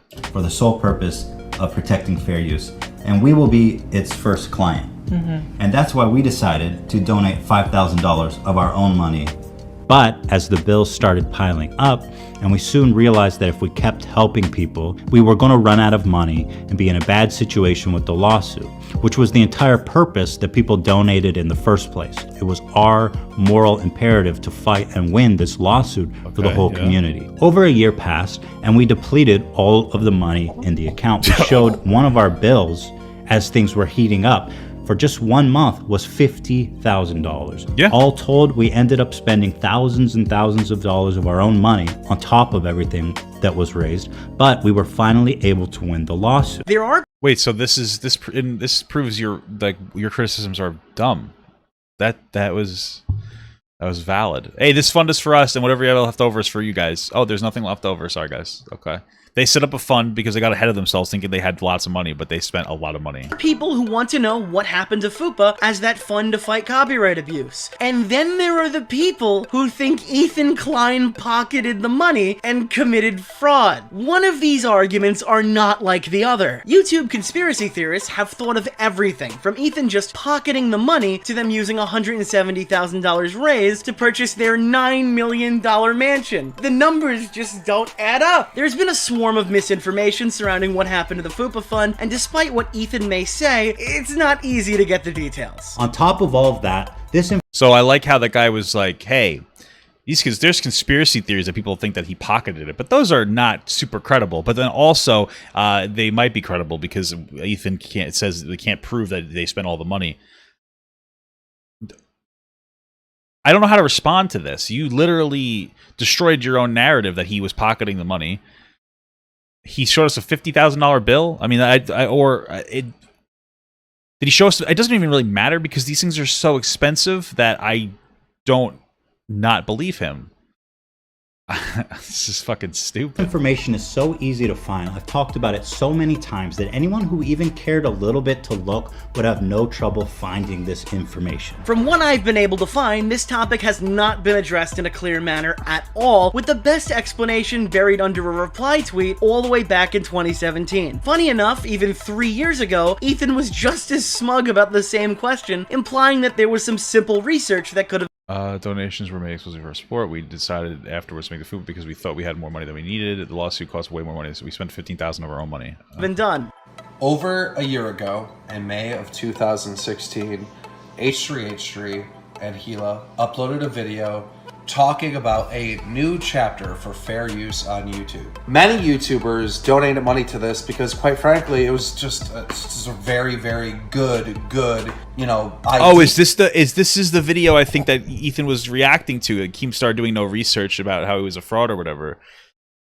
Oh my god. To create some type of escrow account where there's money there to help and fight for creators who are dealing with false copyright strikes. They said the FUPA Twitter account will give updates with what's going on and who they're helping and what they're doing. The FUPA Twitter account hasn't tweeted since September of 2016, in over a year. Where did the money go? When he was asked simple questions by Keemstar, he responded by saying it's not his job to do research. I am doing research right now. That's why my video is titled Question. Also, please link where you explicitly said the money raised would no longer go to other YouTubers in need of help before now. That's not where he said any of those things. What he said was that they ran out of money. I just feel like this is dumb. Research for you. Some of the information I'm going to use in the following segment also comes from his FUPA announcement and update videos respectively. But even then, I'm comfortable saying that with this information, it's not really readily available to find easily. Getting Ethan to address this has been like pulling teeth since 2016. The GoFundMe was started by Philip DeFranco rather than Ethan, and it brought in approximately $170,000. Keep in mind, this is before GoFundMe takes their cut and tax. The initial goal was okay, so they had even less than $170,000. Just $15,000 and was raised by increments of $5,000 until it reached $100,000. In a later video, Ethan would explain that he didn't envision needing more than $100,000, which is likely why FUPA existed in the first place. The GoFundMe clocked in at approximately $120,000 at the time of the FUPA announcement, meaning that the first $120,000 raised was raised by people who literally didn't know FUPA would ever exist. Ethan claims that more than $15,000 of his own money went to the lawsuit. However, it's unclear at this time if that number includes the initial $5,000 he donated. Who cares? To the GoFundMe for FUPA. On February 15th, 2017, Ethan showed a bill for just the first month of legal fees that totaled approximately $54,000. Yeah, okay, so he shows a lot of the money that he spent. So then 1 month at 50 grand makes me feel like, yeah, he's being credible. He also claims that the final value they received from the initial GoFundMe was $150,000. In this, he talks about how he had to switch attorneys and that Ryan Morrison, the video game attorney who was running the FUPA escrow account alongside Ethan, was now no longer involved in the situation at all. Hopefully, I'll find out this month if I'll be in financial ruin for the rest of my life or not. Yeah. And even if you win, we are still in financial ruin because first of all, well, let me just start by saying we had to switch attorneys. It was not working out with our previous attorneys. I think after GoFundMe took their cut, $150,000. And I'm sure that we're going to spend every dime of that and probably another $50,000 of our own money to defend this lawsuit. One more thing to mention is that FUPA apparently did help a few creators with some of the money raised in the 4 months it was active, but they realized that if they didn't stop helping the community, they wouldn't have had the money to finish their own lawsuit, which the money was raised for in the first place. I mean, it's in the fine print. The lawsuit, of course, went on to set a legal precedent on fair use that benefited the entire platform. So to say that's a selfish gesture would probably be wrong. So where did the money go? Well, I think it's pretty fucking obvious that it went to where it was always supposed to go. The $170,000. What was the whole point of this whole segment? To create weird doubt in people just to be like, I agree with Ethan. You could have just been like, hey, I agree with Ethan. This is fucking. This is became even the agreements. $50,000 after the fees. Even the agreements are like disagreements. Even the framing of the agreements with Ethan, there was no reason to go this deep into it with the framing that the conspiracy. This is what we call priming, right? He started off with like, oh, there could be a conspiracy, it could be this, it could be that. He never readily availably showed us the receipts. The people Keemstar called him out. It was justifiable. And then just to say like, I agree with Ethan. It's like, why frame an agreement as a disagreement? Like you can't even agree with Ethan without being dishonest and somehow trying to attack him for it. It's fucking incredible. Which then went on to help a few more people and lowered it a bit more until Ethan realized that the video game attorney wasn't working out, notably after a $50,000 bill, and the rest went to the fucking lawsuit. When asked, another lawyer named Nick Ricada basically confirmed that this isn't some outlandish theory. But wait a minute, Nick, what about the Payday 2 DLC? Clyde is a liar! He's a liar, you liar! That's not the truth. You didn't spend $15,000 of your own money. And in the video he uploaded yesterday, again, he said, I spent my own money on this lot. That's just not true. And I'll tell you why it's not. Why isn't it true? Because like 3 years ago, there was this really popular game called Payday 2. And the creators of Payday 2 basically came out and said, look, we're going to do an H3H3 DLC pack. We're going to sell it for $5, and all the money we make, we're going to give to H3H3 for the lawsuit. If H3 used the proceeds from their video game DLC on the lawsuit, that is in fact their own money. Now guys, okay, Payday 2 is out on, let's see, PlayStation 4, PlayStation 3, Xbox One, Xbox 360, Switch, Steam, Windows PC. This game is everywhere. The developer came out in the video and said it wasn't for the lawsuit. Okay. The amount of money that had to have been made, if I were to guess, is at least $1 million. That's an interesting guess. $1 million. $1 million. Okay, fuck, that's ridiculous. Are you joking? First of all, this DLC released as a Oh my god, this is such a fucking weird framing here.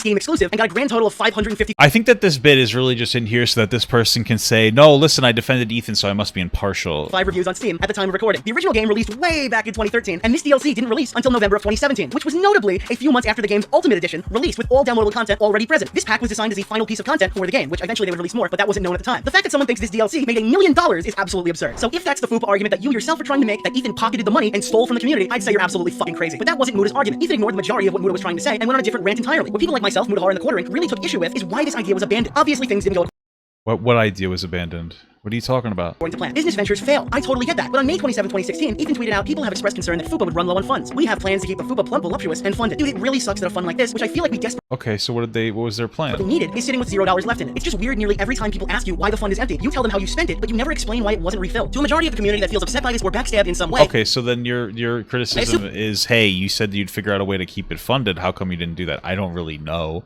Sure, that's a reasonable question to ask, but also kind of feels like, why didn't you just bring this up in the first place? Why did we go through this whole fucking stupid bullshit? Like, okay, that's reasonable. He said he would figure out a way to keep it going. Well, what is his way? Why the fund is empty. You tell them how you spent it, but you never explain why it wasn't refilled. To a majority of the community that feels upset by this or backstabbed in some way, I assume this feeling comes from the fact that Ethan was a copyright advocate who wanted to change the site forever, according to at least your FUPA for Freedom video or the Time magazine article. The whole point being driven home by Tom in this video is that Ethan doesn't care. And honestly, if people think that Ethan only gave a shit about copyright when it affected him personally, well, I wouldn't blame a single one of them for thinking that. At the end of the day, I think that Ethan being Well, why? So here's the thing, right? Is at the time they didn't have the money. You could say now they have money, they should fund the FUPA fund, fine.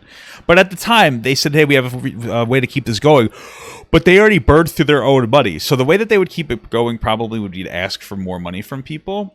And so maybe they didn't want to do that. I don't really know. It's a good question to ask, but a bit more transparent and having this discussion sooner would have probably remedied the situation. I'm sure there's a myriad of reasons behind the scenes why he couldn't continue FUPA or something like FUPA. I guess I just think it would have been awesome right now to have a fund set up that could have helped that kid legally against Just Destiny last year, or Mark After Dark in his dispute against Susie Liu. So then why didn't you try to set up a fund? Did you do that? That would have been good. A big sum of money could serve as a nuclear deterrent against guys like Onision, who mass claim content and eventually strike it down. If the risk of being sued is there, people are going to be less likely to commit acts that would get them sued in the first place. It's just common sense. I can imagine a hypothetical where huge Alright, I get it. Like, you're upset with this one nitpicking. Like, it makes sense. This is your only valid criticism, but, like, we get it. It could have been good if he kept on his word and kept the fund up. That's totally fine. But just like, okay, how much are we gonna talk about it for? Now we're just doing hypotheticals. And raise money for like a mass event charity live stream. I just see this as something that we desperately need right now, and something that Ethan went radio silent about 4 years ago. So then start the narrative yourself. Did he do that? Did Turkey Tom create his own FUPA fund? No longer affected him. Now we fully realize that people aren't supporting H3H3. Most of them are just supporting fair use. Yeah. And that's why this movement was so powerful. To wrap up this video, essay, documentary, commentary, rant, allow me to bring you back to the beginning of the video to answer the question, why does everybody hate Ethan? Maybe hate is a strong word, and its only purpose in the question is to call back to an early 2000s sitcom, and because I think that people don't like Ethan because his content shifted, like I said before, from making videos calling out like people that we mostly agree are bad, you know, like the fucking kissing prank bullshit, shit like that. And then he went into his podcast style where he talks about his long form opinions.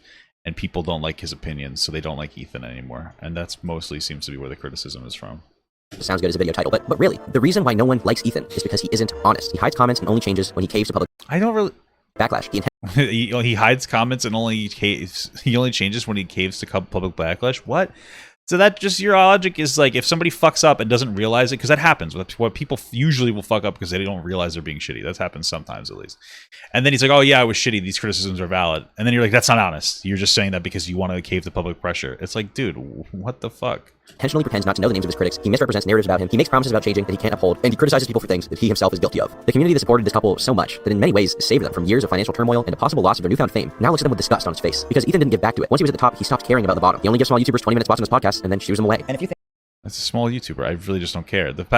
Not for nothing. So what I find interesting is that if Ethan was like, "Hey, you want to come on the podcast for 5 minutes?" I'd be like, "Sure, that sounds great for my exposure." But this guy wasn't appreciative of a 20-minute segment on his podcast. Who fucking cares? Why is it Ethan's moral responsibility to platform smaller creators for the entire duration of his podcast? Why does he have to do that? I don't really understand it. That just seems like such a dumb fucking argument. Like, what happened to the like? What the fuck? I think that we haven't come across videos like this guy's. We've watched this guy's videos a lot of times, and we never made a video about him. You know why? Because we're not fucking assholes. Because it's just mean. He doesn't deserve to be made fun of. And I mean, if you look at Leafy's channel, all he does is make fun of kids and like vulnerable people, like Joey's World Tour. There's no sport making fun of these people. It's just sad. Looking back at some of the first large-scale criticism that Ethan received, in particular his video about Leafy, he came across just as condescending and hypocritical as he does now on a weekly basis. And even though he was criticized for it by Leafy and of course Pyrocynical, everyone let it slide because and then the way he reached out to Mysterious over the Trisha copyright thing shows he still wants to help other people. Yeah, sure. Ethan's content was better than theirs, and oh, it's just Leafy, or oh, it's just a Leafy clone. Fucking assholes. Pyro is the real cancer of YouTube. I really just want to see his channel die out. Don't give Pyro a platform to defend himself. Okay, definitely not an asshole, dude. These are dismissals of their arguments just because of who they are coming from, and ultimately they blinded most people from being able to see the quality of Ethan's character. He came across here as not only morally self-righteous, but also extremely hypocritical. He criticized Leafy for making videos about kids when he had made videos about kids. He criticized Leafy for making videos about people like Joey's Super Cool Food Reviews when he had done arguably worse. And sure, arguably worse. I feel like Leafy is much worse than any other content creator when it comes to bullying. So I feel like this is a horrible, dumb comparison. Because what this guy's saying is that Leafy wasn't a toxic content creator. Is that what you're saying? There's an argument to be made here that Ethan and Leafy had their videos toned very differently. I can't deny that. Leafy was far more toxic, and what H3 was doing was much more lighthearted. But it doesn't help. That's the whole argument. Hey, you guys were making the same content. Now I do acknowledge that Ethan has lighthearted content and Leafy was super toxic, but they're the same. It's like, no, those are very different. The framing of a thing is a big deal. Like, you guys, two people could say the same thing about something, and one could be really toxic. Like, let's say your kid, sucks at soccer, right? And you want your kid to get better at soccer. Maybe one parent's approach would be like, "Hey, listen, you're doing really great, but you should do this instead, and to try this," and then you slowly do like positive reinforcement. Versus another person beating the kid, right? So they're both then saying, "You're terrible. I fucking hate you. I'm gonna donate you to charity or something." You know what I'm saying? Put you in an orphanage. So they both want the kid to be better, but which one do you think is gooder, right? Probably the one that's being positively encouraging rather than the abusive person. So I don't really. This is just dog shit. But Ethan was caught being very two-faced in Leafy's DMs, and I don't even necessarily disagree with Ethan's point in this video. But he clearly was not the one to be saying it. That this video wasn't just a blunder; it was foreshadowing of everything that would come. What does this fucking sound like? The same fucking thing. But when I fuck up and there's some people that want my blood, what happens? What does he do? He jumps on the fucking hate wagon to get his guaranteed 2 million views. Like flip. Pick a fucking side, Ethan. Jesus. Like this guy was my fucking friend, dude. It's so bizarre that. In his initial apology, Ethan talks about his depression and use of antidepressants and how he was feeling extremely down at the time.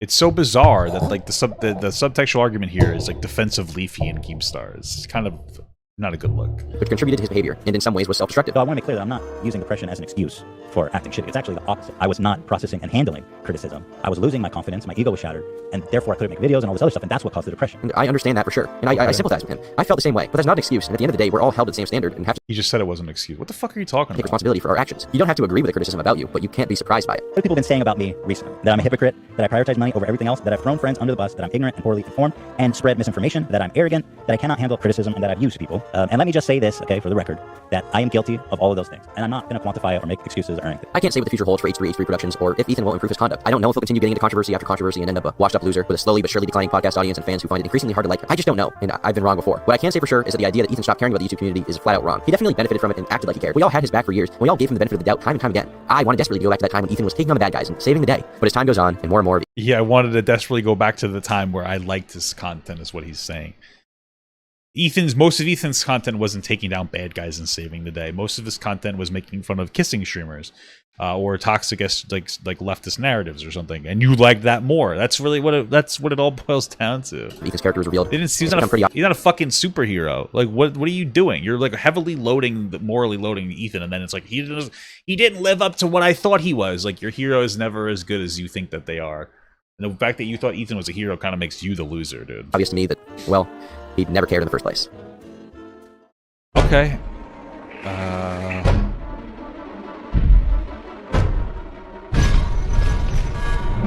Oh shit. Oh, that to make it go. Great. Well, that video. That was. I mean, that was effectively just a hit piece. So good job, I guess.